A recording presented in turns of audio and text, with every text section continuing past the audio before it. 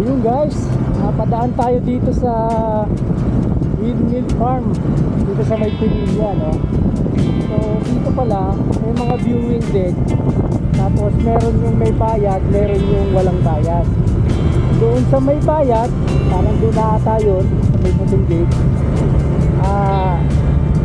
nasa 150 ata yung bayad, tama na yung paddle sa motor. Kita mo lahat yung ilang windmill lang nandito. Pero dito naman sa sa public, ito lang, parking lang ata babayaran.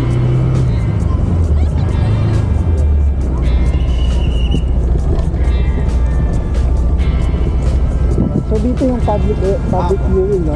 Ganyan lang po, parking wala lang po babayaran. Okay, sige. Ito po para malilim. Oo, dito na tayo sa malilim. Okay lang to, dito sa pwesto na to. Okay na. Yun. So dito tayo guys sa loob, first time ko dito makapunta actually sa area na to. Madalas dun lang sa unahan. So dito pala yung pinaka nila public viewing. Kasi doon sa private, mas marami kang windmill na makikita. Kaso may bayad. Mga nasa 100 o 150 ata. So dito lang tayo sa walang bayad, sa libre. So galing tayo sa Marilaki kanina. Hira naman tayo mapadaan dito, kaya dinaanan na natin. Pangalawa, maganda panahon, hindi maulan, maaraw.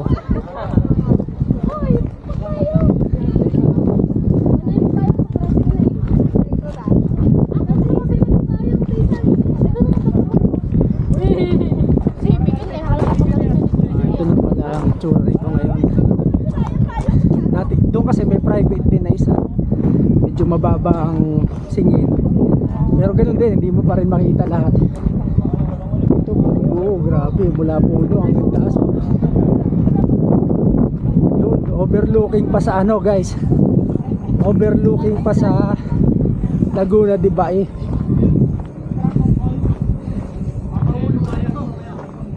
Ayan, may viewing deck dito sa kabila. Pero baka yung private din yun, kasi maganda yun, may bubong pa. Yung mga natindahan dito maliliit.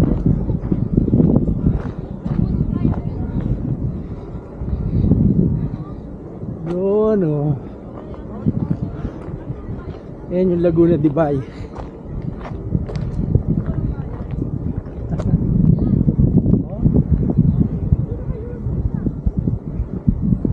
Electric pan.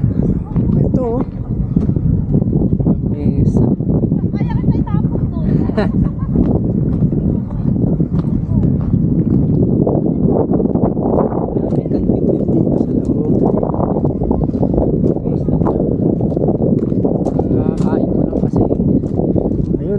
Gandun guys, paikot windmill farm. Yun, dito tayo. Gusto sa yung, kaya lang hindi makikita yung tulad niyan, lalaki.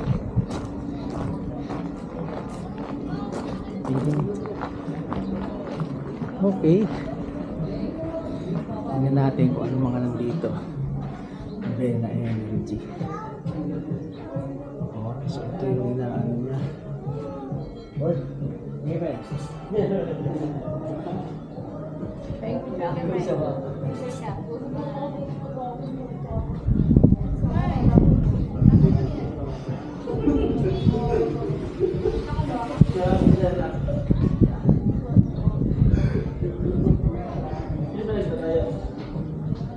There are 27 turbines.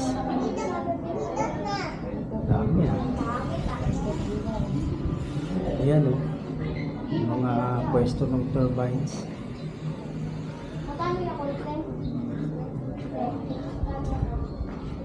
Basic packs.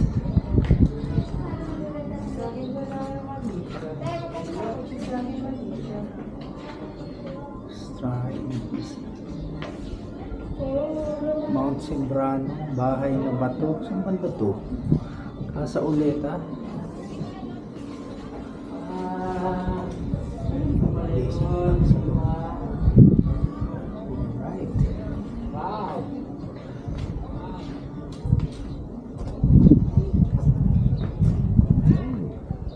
Ay, sayang, nasa loob ng marker. Hindi makapagpa-picture. Ay, sa laki eh. May pinto oh. Daanan ng mga nagmi-maintenance.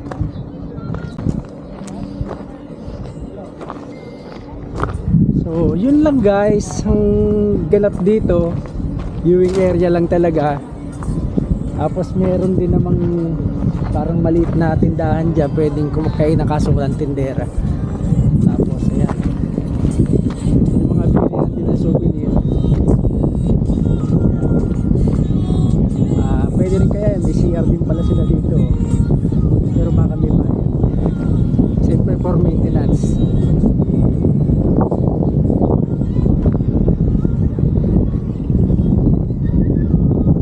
So ayun guys, oh di ba, oh ano sa paikot doon. So yun lang, maiksi lang, bisita lang dito para baka sa hindi pa nakakapunta may option kayo. Meron yung public, ito yung public, yung walang bayad, viewing deck. Tapos meron din yung sa private, banda dun sa unahan. So kita nyo, pati yung mga yung kita yun, paikot lahat ng turbine.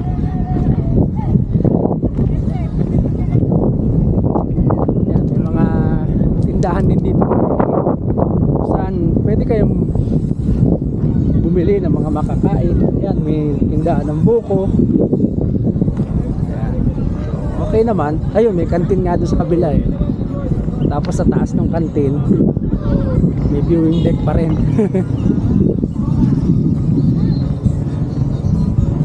So dito may bayad ang parking, 20 pesos. So yun lang ang pinakababayaran nyo.